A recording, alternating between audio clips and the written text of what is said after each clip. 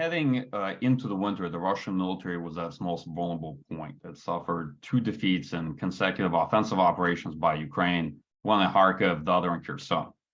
Although Kherson proved to be a rather difficult attritional fight for Ukrainian forces, they were able to press the Russian military out of that foothold. Now, Russian forces following mobilization stabilized their lines and began entrenching. And they substantially increased the amount of military power they actually had in Ukraine, the ratio of forces to the terrain they were seeking to defend. And the front, in some respects, shrunk.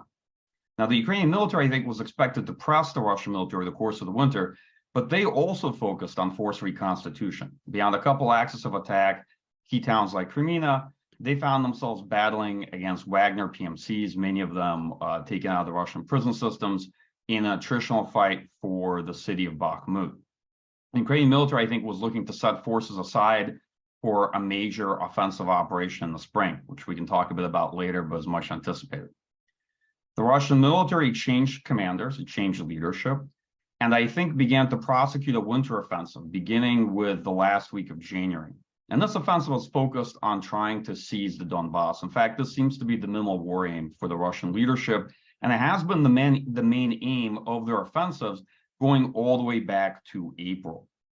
The problem for the Russian military is that although they've been able to replace the sort of structural manpower deficit that they had, meaning solve the quantitative side of the equation, they have real problems with force quality. You can't replace lost experienced regulars, junior officers, and leaders with individuals that you've mobilized who have had at most 3 months worth of training or refresh training. They've also lost a lot of equipment, and they expended a tremendous amount of artillery ammunition over the course of last year. Okay, the Russian military was originally a partial mobilization army. It didn't mobilize to invade Ukraine. So had a big deficit of manpower, and they were compensating for it over the course of last spring and summer by leveraging their advantage in artillery fire. But that meant they spent too much artillery ammunition and are either going to have to ration now or very soon. Because of that, Russian military offensive potential is limited. Last point on this. The Russian offensive in practice seems to be around 5 to 6 distributed axes of attack, running from southern Donetsk all the way to Luhansk. And it does include the Battle of Bakhmut and several other battles. In this respect, it may not look like a traditional offensive or what many folks had expected, that is one operation with a large number of forces massed to try to attain advantage on a specific part of the front. That said, while I think the Russian military is at best going to make incremental gains when we look at territory, we often select for territory because that is the one metric or measure that we can see. What we often don't see is what's happening to the two forces, right? And so we have to be frank about the uncertainty of the state of the Russian military, but also the impact that defending against this offensive could have on the Ukrainian military. So you can read it different ways. Optimistically, Ukraine will be able to defend, then take the initiative later in the spring, prosecute its own offensive, likely in the south, attempt a major breakthrough. I think this is very likely, but the question is, how will the Ukrainian military be impacted by the Russian offensive, and in terms of losses of equipment, ammunition, manpower? And last comment to, I think, close out my remarks. The truth is that a year into this war, neither the Russian or Ukrainian military looked the way they did when the war began. Both have suffered significant losses. Both have come up with ways to replace those losses with mobilized personnel. Ukraine taking in a huge variety of Western equipment, establishing a variegated force, definitely from the standpoint of different types of equipment across the board. Russian military doing much the same in terms of manpower, right? And so we have to be frank that both forces have changed considerably since the beginning of the war. In this war, it's clear that maneuver warfare has been successful. To be perfectly honest, that war was made easy by extensive attrition. Okay, and we can draw different lessons from that. Now, it's clear that both sides are operating in a mutually air-denied environment. I do actually think there's been far more air power involvement in this war than meets the eye, especially early on, but it's very difficult to tell that from open sources. You know, if you look from at least my point of view on the distribution of technology, it makes maneuver much harder because it's much easier to find and fix a target. It's much harder to impose dilemmas on your opponent. Frankly, they see you coming.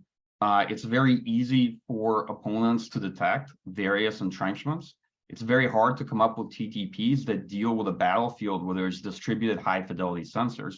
Drones are used as expendable munitions. They have a pretty short shelf life. Electronic warfare has a strong role to play on the modern battlefield, as this war reflects. But you can make a safe counter argument too, which is, are we generalizing too much from just the context of this war?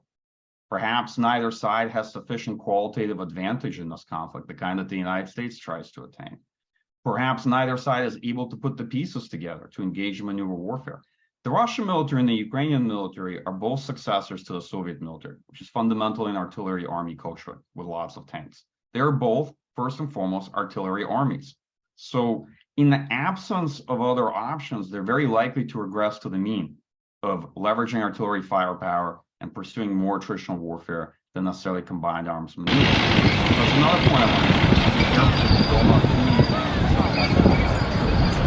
That said, in general, I've long been the camp that we need to make these attrition, that these conventions very much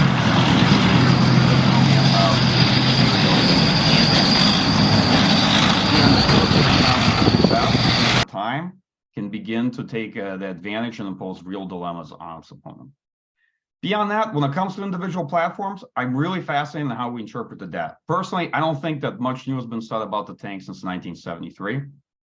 I don't understand why anybody would want to get out of the tank and get into something that's less survivable, less protective, and less versatile. I think all those things seem to have a shorter lifespan on the battlefield. And if you want to get out of vehicles because you think they're vulnerable and be dismounted infantry on the modern battlefield, well, you can look at the Battle of Bakhmut and see how well that's going for Wagner PMCs and the large casualties they've taken there. So it's clear that the only place more dangerous than being in a tank is being outside of the tank, at least from my point of view. So the data is really fascinating to me. Is the high loss of tanks in this war a suggestion that they're vulnerable or that they're very useful and that both armies are depending on them, right? How do we interpret those numbers? From my point of view, it's more the latter, that the numbers we see are more reflective of their utility and the fact that both armies extensively depend on them, not necessarily so much of their vulnerability. When the initial sort of operational warfighting problem was resolved, win or lose or draw, and the war continues nonetheless, and the US realized that, guess what, it's not going to be a 1-month war, how long will it then take us to mobilize if it's so hard for Russia to do it? Yes, they've tried to crank out as much ammunition equipment as they could. Very quickly, they discovered that the losses from the war, the equipment that they have to repair, right, impinges on their ability to produce additional equipment or to pull equipment out of storage, because the same people are kind of involved in those tasks, right? So suddenly you quickly find yourself in the churn of repair yards for tanks and mechanized equipment for armored fighting vehicles, while also you want to get the equipment you have out of storage, right, out of conservation, and put that equipment to work, and then also try to mobilize production of additional equipment. And you can only do that to a limited extent, as the United States quickly figured out that with our anemic artillery production, we can ramp it up by 40% this year, and then we can ramp it up by over 300% over 2 years from now, which is really great news if we had a time machine and we can go to 2025 and get the artillery ammunition from that future and then bring it back to the war right now, because Ukrainians need it this year rather than in 2025, right? And that's also a story with Europeans who actually produce more artillery ammo than we do, or at least they would if they had invested more into ramping up that production than did earlier.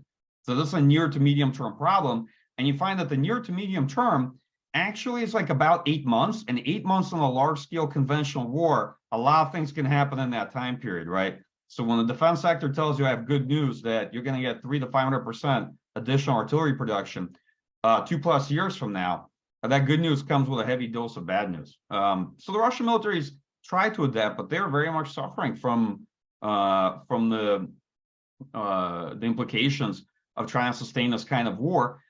The Russian military is not the Soviet army, right? It was substantially reformed. The reforms, I think, in many ways built it out much more for a short, sharp war with NATO, with a hedge that the military could mobilize in the event of a larger conflict like this. But it was designed to mobilize 2 months in advance of a war, not 8 months into the war, once the force and its best equipment had been expended and most of the better officers had been lost. Nobody mobilizes 8 months into a war that they're losing, right? Ideally. So in that regard, they did a lot of things wrong, even according to their own plans and strategy. But there are valuable lessons for us here. And I think very much not just about, ammunition and defense industrial base. I think if you look at the Russian military, a lot of things that we typically use as bill pairs, maintenance, sustainment, stockpiles, right? These are the issues that were their main deficits. It was much less modernization. There's much more these aspects of the force that weren't up to par. Readiness was a huge issue for them. It's a big issue for any military that's based on mobilization, but it's a big problem for them. And readiness padding was a big problem for them, right? And I have a lot of colleagues, right? And surely nobody pads readiness in the US military, right? Obviously not to the extent of Russia. I don't like making false equivalents, but let's be frank with each other. We know readiness is an issue too. And last point on this, we should be wary of our own defense community's technology fetishism, okay? Don't buy into the notion that HIMARS was a silver bullet. Does it look like it's won the war? It's certainly made an impact in kind.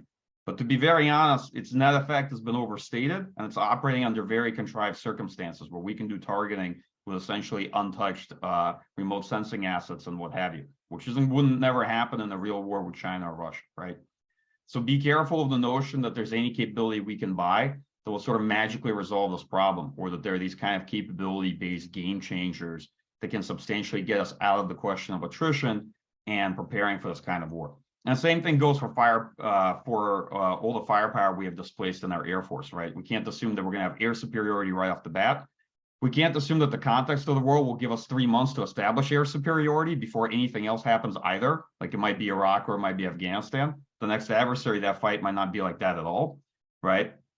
And most importantly, we can't assume that we're actually not going to run faster out of JASSM, ERs, and other harder to replace capabilities, right? That might actually be the thing that gets expended first and that it gets expended the most. Anyway, I'll close on that.